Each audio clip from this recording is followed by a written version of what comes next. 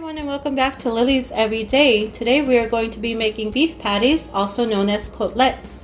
For the beef patties, we're going to be using about a pound of 80-20 mixed beef, ground beef, a teaspoon of salt, a teaspoon of ground pepper or less if you like it less spicy, a teaspoon of paprika, a teaspoon of cumin.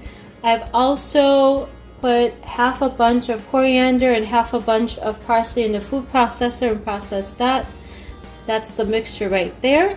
Half a onion, 1 garlic, 1 egg, and your choice of breadcrumbs. I will be using the Italian style over here. A little bit of oil will also do. Let's get started. Go ahead and mix all the ingredients in there. And we want to make sure we don't overmix the beef so that it doesn't become too tough. We're just gonna put the spices in and crack an egg.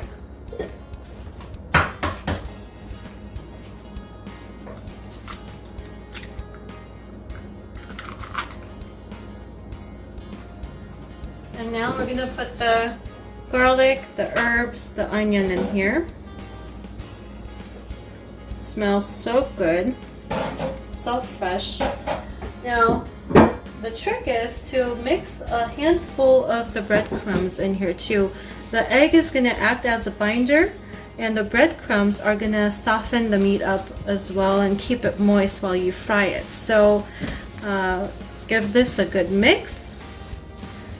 Once you have all the ingredients incorporated, you can stop mixing, and then we're going to go ahead and form the patties. I'll be right back. The ingredients into the meat. Now we are going to be making the patties. What you want to do is form a small ball, and in the palm of your hand just pat it down so that you have an even distribution of thickness, and you want to do that until the meat is in one shape, like a patty, or the shape of your palm basically. So you want to catch the edges.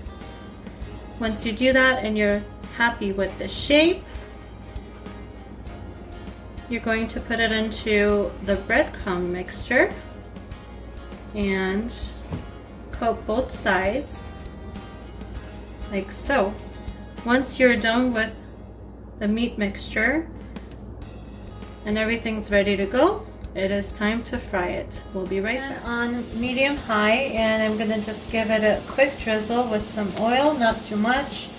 And once we have the oil in the pan, we're gonna go ahead and lay the patties down for it to fry up.